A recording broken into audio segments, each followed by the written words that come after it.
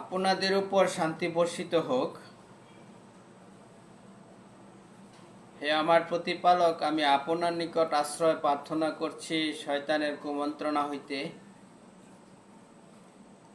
হে আমার প্রতিপালক, আমি আপনার নিকট আশ্রয় প্রার্থনা করছি তাদের উপস্থিতি হইতে।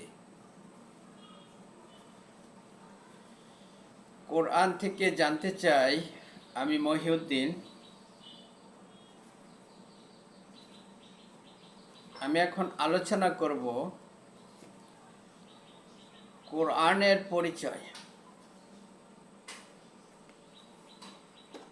এই যে কোরআন শরীফ, এটা ছোট্ট কোরআন হয়েছে, এর কারণ হচ্ছে এটা একটা ভাষায় লেখা হয়েছে। আপনারা চাইলে এই কোরআনটা 10-15 দিনে পুরাটা পড়ে নিতে পারবেন, যদি নিজের ভাষায় বুঝে পড়েন।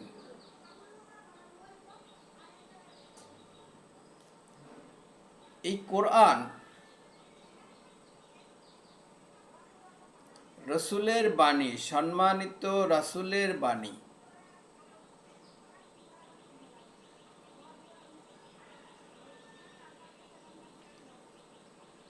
সূরা হাক্কার 38, 39, 40 নম্বর আয়াত আপনারা পড়ে দেখবেন। আল্লাহ রাব্বুল আলামিন বলেছেন, তোমরা যা দেখো আর যা দেখো না, উভয়ের কসম, এটা নিশ্চয়ই সম্মানিত রাসূলের বাণী।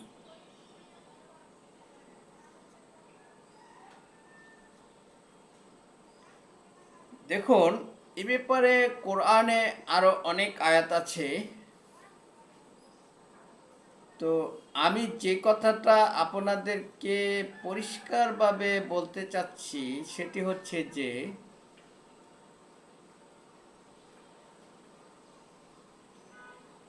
কোরআন শরীফ সম্মানিত রাসূলের বাণী,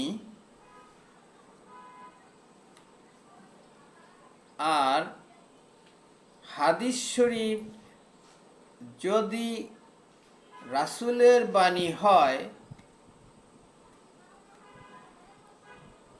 সেটা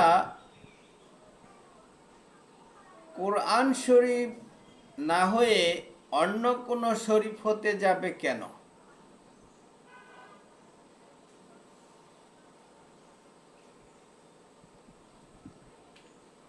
এই কোরআন আল্লাহ রাব্বুল আলামিন ওহী করেন, বাণী, আল্লাহর কথা তিনি সম্মানিত ফেরেশতার মাধ্যমে রাসূলের নিকট পৌঁছে দেন। এই কোরআন সম্মানিত ফেরেশতার বাণী। সূরা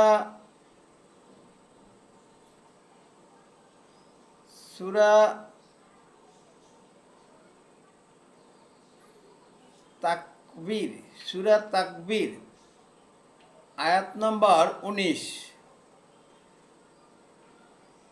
আমি নিজে থেকে কোনো কথা বলছি না, আমি আপনাদেরকে আয়াত দিচ্ছি, সেই আয়াতগুলি আপনারা দেখে নেবেন। কেন এই কথাগুলি বলছি?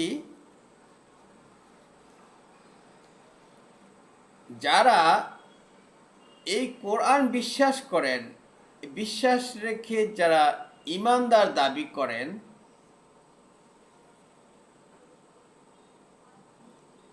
তাদের সাথে, ঈমানদারদের সাথে এবং আল্লাহর সাথে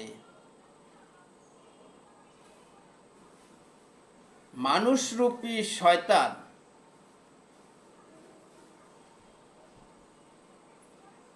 ঈমানদার সেজে,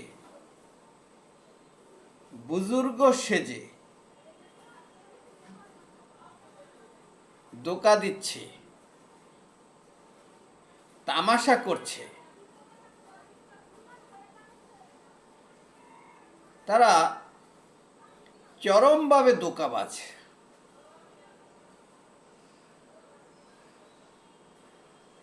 তারা এতটাই ধোঁকাবাজ যে আল্লাহর রাসূলের বাণীকে দুই ভাগে বিভক্ত করে একটি ভাগ আল্লাহর নামে চালিয়ে দেয়, আর অন্যটি তারা রাসূলের দোহাই দিয়ে মূলত তাদের নিজের কথাগুলিকে রাসূলের কথা হিসাবে চালিয়ে দেয়, আর সেটির নাম দিয়েছে তারা হাদিস শরীফ। হাদিস শরীফ যদি রাসূলের বাণী হয় তাহলে কোরআন শরীফ কেন রাসূলের বাণী নয়? রাসূলের কাছে ওহী করেন আল্লাহ রাব্বুল আলামিন ফেরেশতার মাধ্যমে। কথাগুলি আমি বলেছি আপনাদের কাছে, মনে হবে যেন আমি নিজের থেকে বানিয়ে বলছি। না, আমি আপনাদেরকে কেন বলছি, আমার নিজের থেকে বলছি কিনা আমি আপনাদেরকে এখন বলছি। দেখুন, অনেক আয়াত আছে কোরআনের মধ্যে, তো সবগুলি না বলে শুধু বলছি সূরা আহকাফ ৪৬ নম্বর সূরার ৯ নম্বর আয়াতে আল্লাহ রাব্বুল আলামিন বলেছেন যে নবীকে, আল্লাহর প্রিয় বান্দা নবী মুহাম্মদ, আল্লাহর প্রিয় বান্দা তার রসুলকে বলতে বলেছেন যে তিনি বলেন রসুল যে আমি তো নতুন কোনো রসুল নই, আমি তো জানি না আমার এবং তোমাদের সাথে কি আচরণ করা হবে। দেখুন, তিনি রসুল নতুনও নন, আবার এও জানেন না সকলের সাথে, ওনার সাথে অর্থাৎ রসুল সহ তিনি বলছে আমার এবং তোমাদের সাথে কি আচরণ করা হবে এটাও জানি না।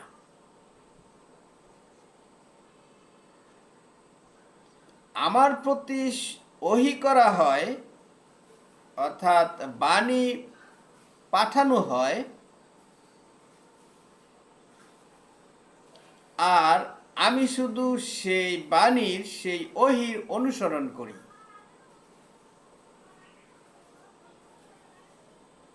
আমি সুস্পষ্ট সতর্ককারী মাত্র। রাসূলের বাণী এই কোরআন রাসূলের কাছে ওহী করেন আল্লাহ ফেরেশতার মাধ্যমে। এটা সম্মানিত ফেরেশতার বাণী। সূরা তাকবীরের ১৯ নম্বর আয়াত। আর সেই ফেরেশতার বাণী শুনিয়ে দেন আল্লাহর প্রিয় বান্দাকে, রসুলকে। সেই রসুলের বাণী আমাদের কাছে পৌঁছেছে এই কোরআন রূপে। এখন কথা হচ্ছে এই কোরআন কিভাবে আমাদের কাছে এলো, আমরা কিভাবে এই কোরআন পেয়েছি, এই ব্যাপারে রসুল কি বলেছে, এই ব্যাপারে রসুলের বাণী কি।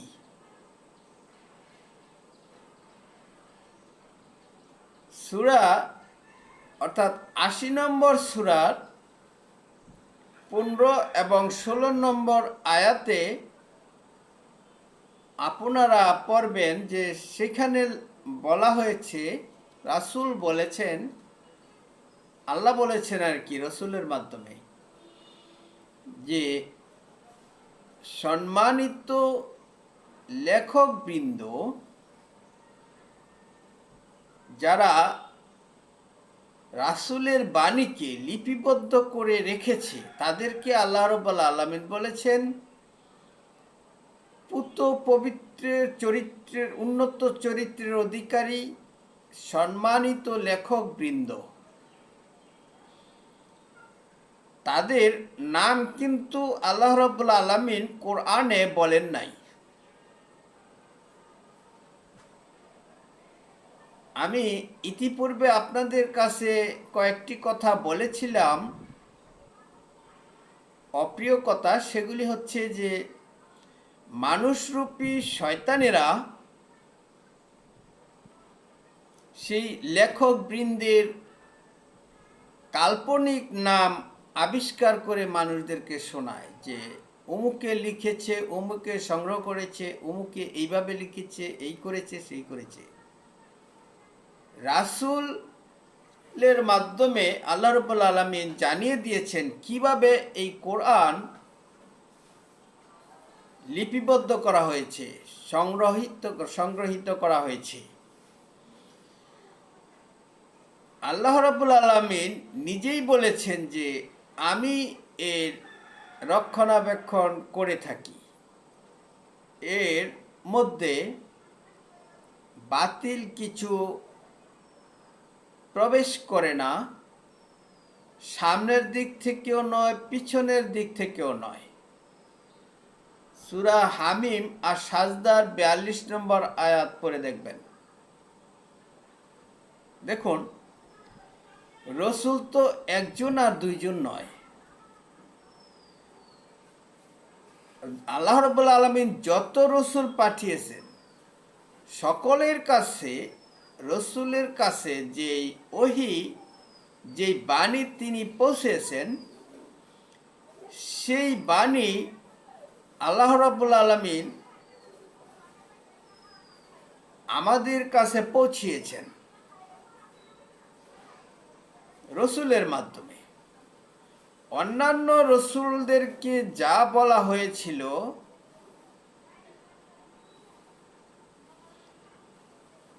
আল্লাহর প্রিয় বান্দা নবী মুহাম্মদের কাছেও তাই বলেছেন। দেখুন, আমি বারবার মুহাম্মদ বলেছি, মুহাম্মদ মানিল সম্মানিত।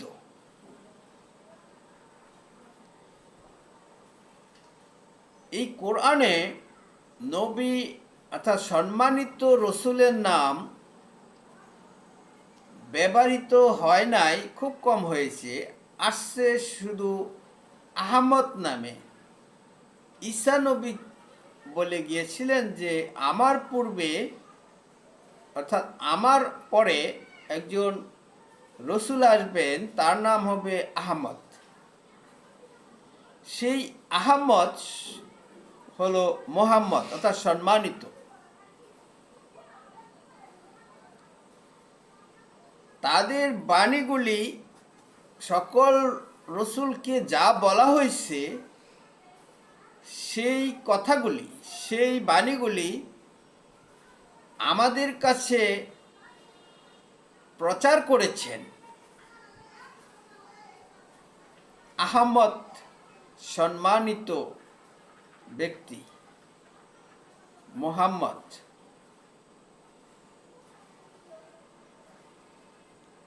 সে অর্থাৎ আমি যে কথাগুলি বলেছি এটা আমার বানানো নয়। আপনারা পড়বেন সূরা হামিম আর সাজদার 43 নম্বর আয়াতে তিনি আল্লাহ রাব্বুল আলামিন বলেছেন যে আমি আপনাকে সেই কথাই বলি যেই কথা আমি আপনার পূর্বে তাদেরকে বলেছিলাম, অর্থাৎ আপনার পূর্বে নবী রাসূলদেরকে যা বলেছিলাম তাদের সেই কথাই আমি আপনাদেরকে বলি। সেজন্য আমি বলেছি যে তিনি অর্থাৎ তার প্রিয় রসুলের মাধ্যমে আমাদের কাছে এই কোরআন, আল্লাহর এই ওহী এই বাণী রসুলের বাণী রূপে রাসূলের মাধ্যমে আমাদের কাছে পৌঁছিয়েছেন। এটাকে লিপিবদ্ধ করেছে যারা, তারা হলো সম্মানিত পুত পবিত্র লেখকবৃন্দ। আমি বলেছি ইতিপূর্বে সূরা অর্থাৎ ৮০ নম্বর সূরার ১৫-১৬ নম্বর আয়াত আপনারা পড়ে দেখবেন। আর রসুলকে আল্লাহ রাব্বুল আলামিন নিজে পড়িয়ে দেন ফেরেশতার মাধ্যমে। তিনি পড়িয়ে দেন আর বলেছেন যে আমি আপনাকে পড়িয়ে দিব আর আপনি তা ভুলবেন না। ৮৭ নম্বর সূরার ৬ নম্বর আয়াত, ৬, ৭, ৮ এই আয়াতগুলি আপনারা পড়ে দেখবেন। আল্লাহ নিজে দায়িত্ব নিয়েছেন যে আমি পড়িয়ে দিব, আপনি তা ভুলবেন না। তো রসুল ভুলেন নাই।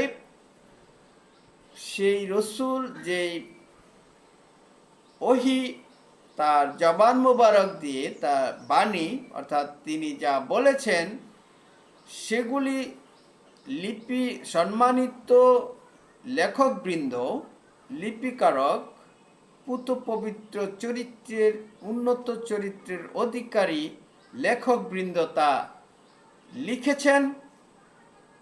আর সেটি হয়েছে আল কোরআন। দেখুন, হাদিস শরীফ নামক যে গ্রন্থ যারা লিখেছেন আর যাদের নাম ধরে যে সাক্ষীর নাম ধরে তারা সাক্ষী প্রচার করছে যে অমুক ব্যক্তি সাক্ষী দিয়েছে যে রসুল এই বলেছে,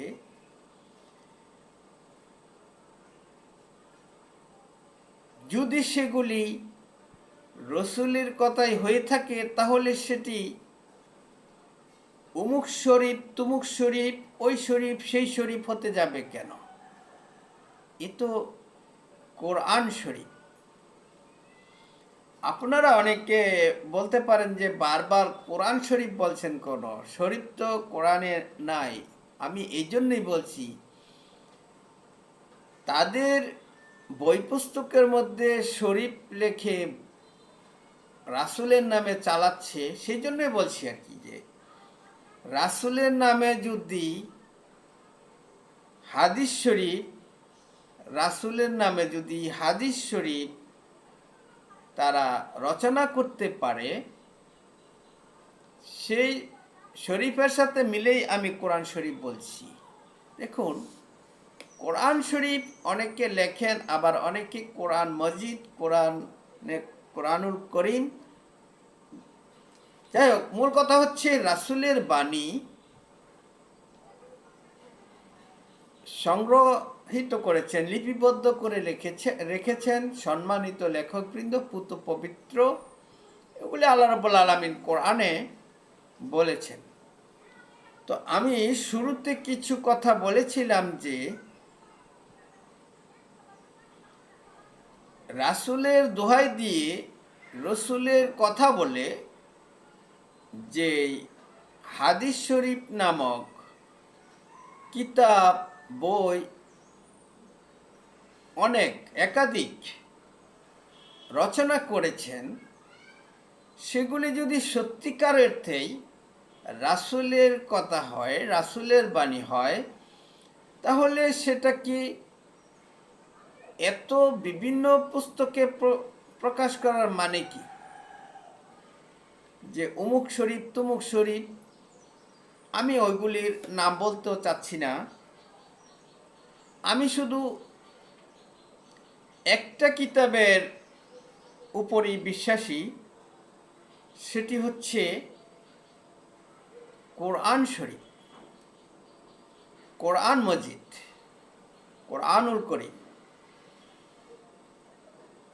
আল্লাহ বলেছেন এটি এমন একটি কিতাব যার মধ্যে কোনো সন্দেহ নাই। আমি এই কিতাবে কোনো সন্দেহ করি না। আর এই কিতাব মুত্তাকিদের জন্য পথ প্রদর্শক। যখন আমি প্রার্থনা করি,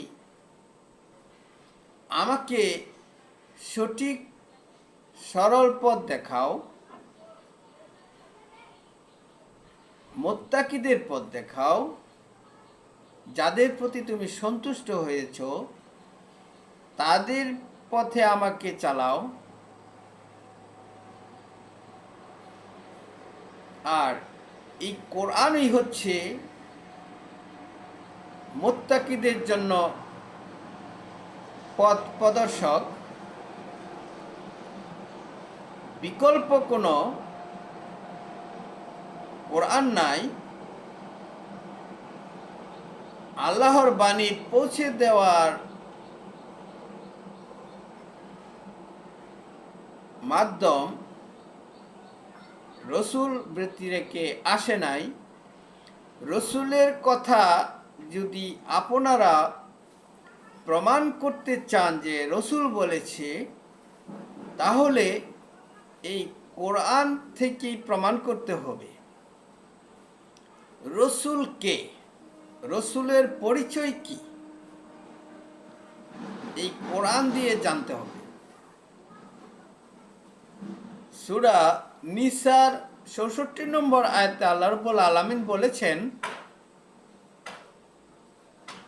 আমি তো রসুল এই জন্যই প্রেরণ করেছি যাতে করে তারা আমার নির্দেশ মোতাবেক তাকে মান্য করে, তাকে মেনে চলে। দেখুন, আল্লাহর নির্দেশ, আদেশ, নিষেধ, যাবতীয় আল্লাহর কথা রসুলের মাধ্যমে আমাদের কাছে পাঠিয়েছেন। অর্থাৎ এই কোরআন অনুযায়ী আমরা রসুলকে অনুসরণ করব, রসুলকে মেনে চলব, আর রসুল কি বলেছে কি বলেছে না সেটা যাচাই করব এই কোরআন দিয়ে। যারা ধোঁকাবাজ, যারা ধোঁকা দিতে চায় মানুষকে, যারা মানুষের সাথে প্রতারণা করে, মানুষরূপী শয়তান সেজে, শয়তান মানুষ সেজে, বুজুর্গ সেজে, পণ্ডিত সেজে, সেই ধোঁকাবাজ থেকে সাবধান থাকতে হলে, প্রকাশ্য শত্রু শয়তান হইতে সতর্ক এবং সাবধান থাকতে হলে আপনাকে এই কোরআন আঁকড়ে ধরতে হবে, নয়তোবা পথভ্রষ্ট হয়ে যাবেন, শয়তানের প্ররোচনায় পড়ে যাবেন। তাদেরকে ধোঁকাবাজ এবং ফিতনাবাজ আমি নিজে থেকে বানিয়ে বলছি না। দেখুন, সূরা বাকারার ৮ থেকে ১৪ নম্বর আয়াত পর্যন্ত আপনারা পড়ে নেবেন, সেখানে পাবেন। আমি তো নিজেও আপনাদেরকে এই কথাগুলি শোনাচ্ছি, তারপর আমি বারবারই বলছি আপনারা নিজেরা সেই আয়াতগুলি পড়বেন। সেখানে আল্লাহ রাব্বুল আলামিন বলেছেন যে মানুষের মধ্যে কিছু মানুষ আছে যারা বলে যে আমরা ঈমান এনেছি আল্লাহর প্রতি, পরকালের প্রতি, আল্লাহর উপর, পরকালের উপর, অথচ তারা ঈমানদার নয়। কেন ঈমানদার নয় সেটাই আল্লাহ রাব্বুল আলামিন পরে বলছেন, শুনুন। ৯ নম্বর আয়াতে বলছে যে তারা মূলত আল্লাহ এবং ঈমানদারদেরকে ধোঁকা দিতে চায়। মূলত তারা নিজেরাই ধোঁকায় পড়ে আছে। দেখুন, আল্লাহ রাব্বুল আলামিন এখানে শব্দটা ব্যবহার করেছেন যে তারা ইমানদারদেরকে আল্লাহ এবং ইমানদারদেরকে ধোঁকা দিতে চায়। 10 নম্বর আয়াতে বলা হয়েছে যে তাদের মনে আছে রোগ, সেই রোগ আল্লাহ রাব্বুল আলামিন আরো বাড়িয়ে দিয়েছেন। তারা ফিতনাবাজ। দেখুন আল্লাহ বলছেন 11 নম্বর আয়াতে, যখন তাদেরকে বলা হয় যে তোমরা দুনিয়াতে ফাসাদ সৃষ্টি করিও না, তখন তারা বলে যে আমরাই তো শান্তি স্থাপনকারী। সাবধান, তারাই তো ফাসাদ সৃষ্টিকারী, কিন্তু সেটাও তারা বোঝে না। তাদের দ্বারা কিভাবে ফাসাদ সৃষ্টি হচ্ছে আপনারা লক্ষ্য করুন। আল্লাহ বলেছেন যে আমি সম্মানিত লেখকবৃন্দের মাধ্যমে এই কোরআন লিপিবদ্ধ করে রেখেছি। রাসূলের জবান মুবারক থেকে তারা যা শুনেছে, রাসূল যা বলেছে, সেগুলি তারা লিপিবদ্ধ করেছে। তারা হলো পুত পবিত্র উন্নত চরিত্রের লোক। সূরা অর্থাৎ 80 নম্বর সূরার 15-16 নম্বর আয়াতের কথা আমি বলছি। কিন্তু যারা ফিতনা সৃষ্টি করে, যারা মানুষকে ধোঁকা দেয়, তারা কি করে দেখেন? তারা তাদের কাল্পনিক জগতের নবী আবিষ্কার করে, সেই নবীর সঙ্গী সাথীদের নাম আবিষ্কার করে, সেই নামের উপরে জীবন ইতিহাস লেখে। সেই ব্যক্তিদের দোহাই দিয়ে বলে যে তারা নাকি এই কোরআন লিখেছে, অমুক ব্যক্তি তমুক ব্যক্তি কোরআন রচনা করেছে, লিখেছে নবীর কাছ থেকে তারা শুনেছে আর সেগুলি বর্ণনা করেছে। সেজন্য আমি বলেছি যে তারা যেই কিতাব রসুলের নামে লিখে বলছে যে এগুলি রাসূলের কথা, সেগুলি মূলত রাসূলের কথা নয়। এই জন্যই যে তারা যে নামগুলি ব্যবহার করছে, কোরআনের কোথাও সেই নাম উল্লেখ নাই। আর কোরআন লেখক বৃন্দর নাম কোরআনে আল্লাহ রাব্বুল আলামিন সেই নাম উল্লেখ করেন নাই। তাদেরকে বলেছেন পুত পবিত্রের এবং উন্নত চরিত্রের অধিকারী। তাহলে আসুন, তারা যে ইমানদারদেরকে আল্লাহকে ধোঁকা দিচ্ছে আর দুনিয়াতে যে ফাসাদ সৃষ্টি করছে, এর জ্বলন্ত প্রমাণ হচ্ছে এটাই যে তারা রাসূলের নামে কিতাবাদি রচনা করে বলছে এগুলি রাসূলের কথা। যদি রাসূলের কথাই হয়ে থাকে, সেগুলি কোরআন থেকে আলাদা হতে যাবে কেন? সেটি তো কোরআন যেহেতু রাসূল বলেছে, রাসূলের বাণী, রাসূল তো নিজে থেকে কোনো কথা বলেন নাই। সূরা নাজমের 3-4 নম্বর আয়াত, রাসূল যদি নিজে থেকে বলতেন তাহলে তো তার গলায় কেটে ফেলা হতো, ডান হাত চেপে ধরা হতো, কেউ তাকে উদ্ধার করতে পারতো না। সূরা হাক্কার 44, 45, 46 আয়াত এগুলি পড়ে দেখুন। কিতাব আপনারা রচনা করে বলছেন যে এগুলি রাসূলের কথা, মানে কোরআনের কথা। রাসূলের কথা মানে আল্লাহর বাণী, আল্লাহর কথা। সেজন্যই তো আল্লাহ বলছেন যে তাদের জন্য মহাধ্বংস, যারা নিজ হাতে কিতাব রচনা করে বলে যে এগুলি রাসূলের কথা, কোরআনের কথা, অথচ এগুলি কোরআনের কথা নয়। সূরা বাকারার 79 নম্বর আয়াত। দেখুন, তারা যে ইমানদারদের সাথে তামাশা করছে, ইমানদারদেরকে ধোঁকা দিচ্ছে, ফাসাদ সৃষ্টি করছে, এগুলি জ্বলন্ত প্রমাণ। তাদের স্বরচিত কিতাবাদি যেগুলি তারা কোরআনের বহির্ভূত বিকল্প কোরআন হিসাবে মানুষের সামনে উপস্থাপন করছেন, যদিও বলছেন না যে এটি কোরআন, কিন্তু তারা বলে বেড়াচ্ছে এগুলি রাসূলের বাণী। রসুলের বাণী বলা মানে কি? রসুলের বাণী বলা মানেই তো হচ্ছে কোরআন। তারা চালাকি করছে, তারা ধোঁকা দিচ্ছে ঈমানদারদেরকে। কীরকম ধোঁকা দিচ্ছে আরও আমি আপনাদেরকে শোনাচ্ছি।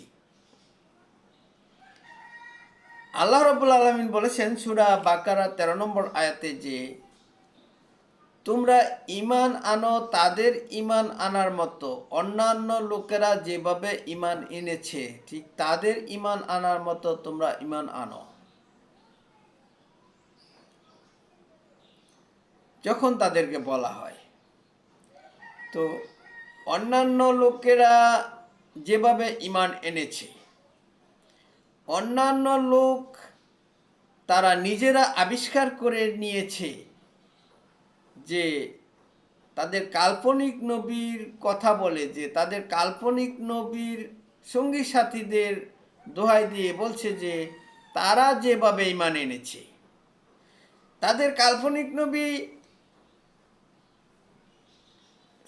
সাহাবী, তাদের কাল্পনিক নবীর সঙ্গী সাথীদের নাম তারা খুব ঢালাওভাবে প্রচার করে এবং তাদের জীবন ইতিহাস মানুষকে অনবরত শোনাতে থাকে।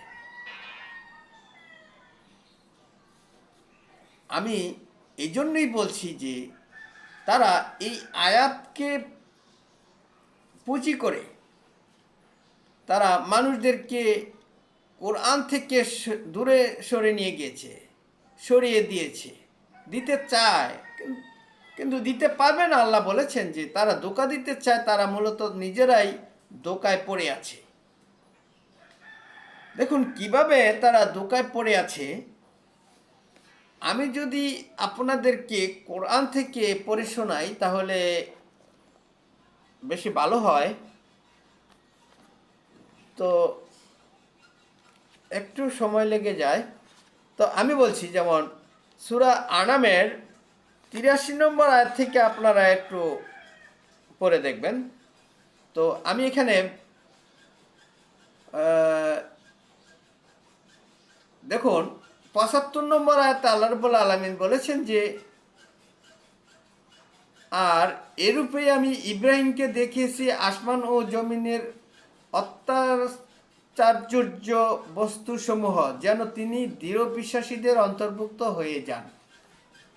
আমি কথাটা উল্লেখ এই জন্য করেছি যে ইব্রাহিম নবী যেভাবে ঈমান এনেছে, তাকে কিছু নিদর্শন আল্লাহ দেখিয়েছেন, তাকে তিনি আশ্চর্য হয়েছিলেন রাতের বেলায় তারকাদের দেখে, যেগুলি সৃষ্টিকর্তা রব। তারপর দেখছে যে এগুলি ডুবে যায়, তিনি প্রত্যাহার করলেন। তারপর চাঁদকে বলেন এটা তার রব, তারপর এটাও ডুবে যায়। তারপর সে এগুলি হতে পারে না স্থির করলো। তারপর দেখলো বৃহতাকার সূর্য, সেটাও ডুবে যায়। তারপর সে বলেছিল আমি মুখ ফিরিয়ে নিয়েছি এই সমস্ত থেকে, আমি এক আল্লাহর প্রতি আমি আমার বিশ্বাস স্থাপন করলাম, যিনি এইসব কিছু সৃষ্টি করেছেন। অর্থাৎ তিনি সৃষ্টিকর্তা, এই যাবতীয় যা কিছু আছে সমস্ত কিছু যিনি সৃষ্টি করেছে তার প্রতি তিনি বিশ্বাস স্থাপন করলেন। এ হলো ইব্রাহিম নবীর ঈমান আনার বিষয়। ইব্রাহিম নবী যেভাবে ঈমান এনেছে, আমি আগে যে আয়াতটি আপনাদেরকে পড়ে শোনাচ্ছি যে অন্যান্য লোক কারা, যাদের মতো করে ঈমান আনতে হবে। তো ইব্রাহিম নবীর মনের মধ্যে যে বদ্ধ বিশ্বাস, কঠিন বিশ্বাস স্থাপন হলো যে এগুলি যেন তেন কেউ সৃষ্টি করতে পারে না। এই সমস্ত কিছু আকাশ, জমিন, চন্দ্র, সূর্য, গ্রহ, নক্ষত্র, মানুষ যাবতীয় আমাকে এবং আপনাকে সকলকে যিনি সৃষ্টি করেছেন তার প্রতি ঈমান আনলাম। দেখুন, ঈমান আনার বিষয়টা এদের মতো করে ঈমান আনতে হবে। এখানে ঈমান তাদের কাল্পনিক সাহাবীদের কথা কোরআনে বলেন নাই। কোরআন বলেছে তাদের মতো করে ঈমান আনো, অন্যান্য লোকেরা যেভাবে ঈমান এনেছে। এরপরে আসুন, দেখুন সূরা আনামের আপনার 83 থেকে আমি আপনাদেরকে পড়ে শোনাচ্ছি। 83 থেকে 90 নম্বর আয়াতের মধ্যে আপনারা পাবেন, আর তা ছিল আমারই যুক্তি প্রমাণ যা আমি দিয়েছিলাম ইব্রাহিমকে তার কওমের মোকাবেলায়, যাকে আমি ইচ্ছে করি মর্যাদায় সমুন্নত করি। নিশ্চয়ই আপনার রব হেকমতওয়ালা ও সর্বজ্ঞ। আর আমি তাকে দান করেছিলাম ইসহাক, ইয়াকুব, প্রত্যেককেই আমি সৎপথে পরিচালিত করেছিলাম, এবং এর পূর্বে আমি নূহকেও হেদায়েত দান করেছিলাম, এবং তার বংশধরদের থেকে দাউদ, সুলাইমান, আয়ুব, ইউসুফ, মুসা ও হারুনকেও এভাবে আমি নেককারদের প্রতিদান দিয়ে থাকি, এবং জাকারিয়া, ইয়াহিয়া, ঈসা, ইলিয়াসকেও হেদায়েত দান করেছিলাম। তারা সবাই ছিলেন পুণ্যবানদের অন্তর্ভুক্ত, এবং ইসমাইল, ইয়াসা, ইউনুস, লুতকেও হেদায়েত দান করেছিলাম। আমি প্রত্যেককেই সারা জাহানের উপর ফজিলত দান করেছিলাম, এবং তাদের পূর্বপুরুষদের কতককে তাদের বংশধরদের এবং পরিচালিত করেছিলেন সরল সঠিক পথে। এটা আল্লাহর হেদায়ত। তিনি নিজ বান্দাদের মধ্যে যাকে ইচ্ছা তাকে হেদায়ত দান করেন। হেদায়ত দান করেন। তারা যদি শিরক করত তবে অবশ্যই তাদের কৃতকর্ম বিফল হয়ে যেত, তারা যদি শিরক করত। এরপর দেখুন, তাদের আমি দান করেছিলাম কিতাব, কর্তৃত্ব, নবুয়াত। তারপর যদি তারা আপনার নবুয়াতকে প্রত্যাখ্যান করে তবে আমি তো এর জন্য এক কমকে নির্দিষ্ট করে রেখেছি যারা এর প্রতি অবিশ্বাস করবে না। 90 নম্বর আয়াতটিতে বলা হয়েছে, তারা ছিলেন এমন যাদের আল্লাহ হেদায়েত দান করেছিলেন, অতএব আপনিও তাদের পথে চলুন। বলুন, এর জন্য আমি তোমাদের কাছে পারিশ্রমিক চাই না। দেখুন, এই কথাগুলি আমি আপনাদেরকে এই জন্যই শোনাচ্ছি যে আল্লাহ রাব্বুল আলামিন বলেছেন যে তোমরা ঈমান আনো তাদের ঈমান আনার মতন, অন্যান্য লোকেরা যেভাবে ঈমান এনেছে ঠিক সেরকম ঈমান আনো। তো এখানে আল্লাহ রাব্বুল আলামিন যে নামগুলি বলেছেন তারা কীভাবে, যেমন ইব্রাহিম নবী যেভাবে ঈমান এনেছেন, তার কাছে তো কোনো নবী আসছিল না। তাকে যে নিদর্শন আল্লাহ দেখিয়েছেন, তাকে যে চিন্তা শক্তি আল্লাহ দিয়েছেন, সেই চিন্তা শক্তির মাধ্যমে সে বের করলো কি সমস্ত কিছু যিনি সৃষ্টি করেছেন তিনি স্রষ্টা, তার প্রতি ঈমান আনতে হবে। এবং তিনি এও বলেছিলেন যে আমি তোমরা যাদেরকে শরিক করো আমি তাদের কাছ থেকে মুখ ফিরিয়ে নিয়েছি। আমার আল্লাহ আমার জন্য যা চান তাই আমার জন্য যথেষ্ট।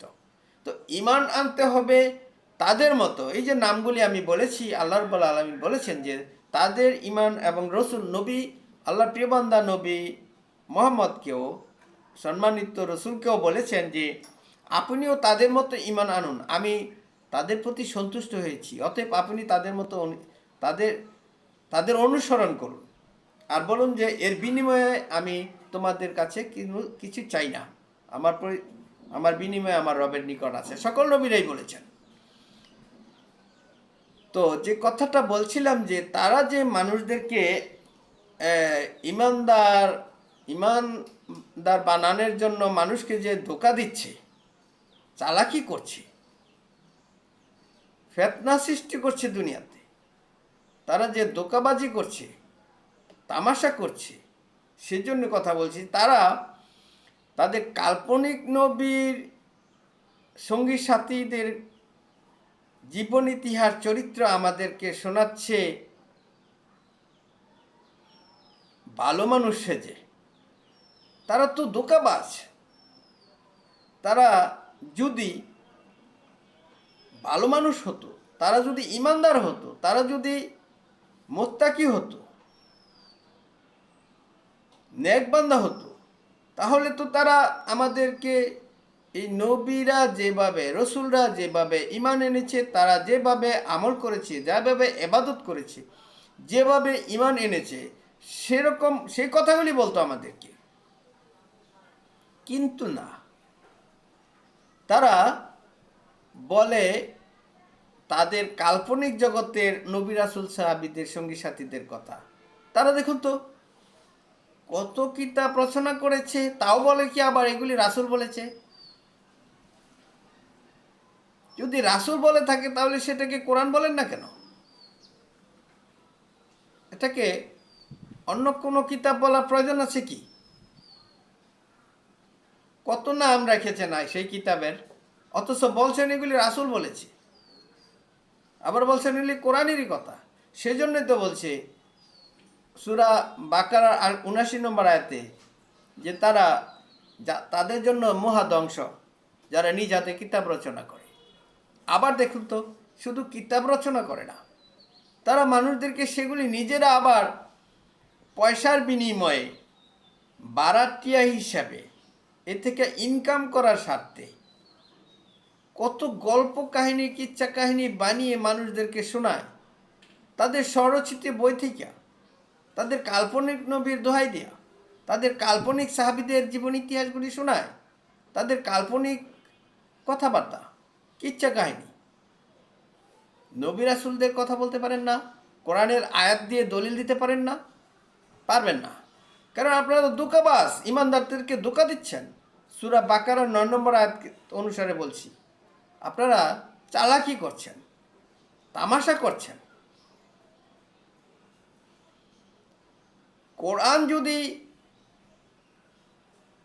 যদি আপনারা মেনে চলতে না পারেন, কোরআন দিয়ে যদি কথা না বলেন, তাহলে আপনারা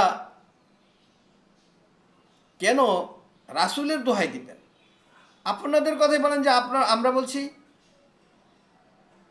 কোরআনে তো নাই, তাহলে কেন বলেন যে এগুলি কোরআন থেকে বলছি? এগুলি রাসূলের কথা, রাসূলের কথা মানেই তো কোরআনের কথা। রাসূল নিজে থেকে কোনো কথা বলেন নাই। আল্লাহ বলেছেন রাসূল যা বলেছেন সেটি আমারই কথা। তার অনুসরণ, তাকে মেনে চলা মানে আমারই অনুসরণ করা। তার অনুসরণ করে আমাকে ভালোবাসতে হলে তাকে অনুসরণ করতে হবে। এই সমস্ত কথা কোরআনে অনেক আয়াত। তো আপনারা ইমানদারদেরকে ধোঁকা দিচ্ছেন নাকি নিজেরা ধোঁকায় পড়ে আছেন? একটু চিন্তা করে দেখুন। আল্লাহ যাকে হেদায়েত দিবেন, যাকে সঠিক পথে পরিচালিত করবেন, তাকে গুমরা করার কেউ নাই। আর যার জন্য গুমরাহি নির্ধারিত হয়ে আছে, তাকে সঠিক পথে পরিচালিত করার মতো কেউ নাই। সমস্ত ইচ্ছা, শক্তি, ক্ষমতা সব আল্লাহর হাতে। তিনি বলেছেন, আমি যাকে ইচ্ছা তাকে হেদায়েত দেই, যাকে ইচ্ছা তাকে পথভ্রষ্ট করে দেই। আমি যা ইচ্ছা তাই করে থাকি, আমার ইচ্ছা ছাড়া কেউ ঈমানও আনতে পারে না। আলোচনা অনেক লম্বা হয়ে যাচ্ছে, তো আমি আর আলোচনা এখানে দীর্ঘায়িত না করে এখানে শেষ করছি। আপনাদের উপর শান্তি বর্ষিত হোক।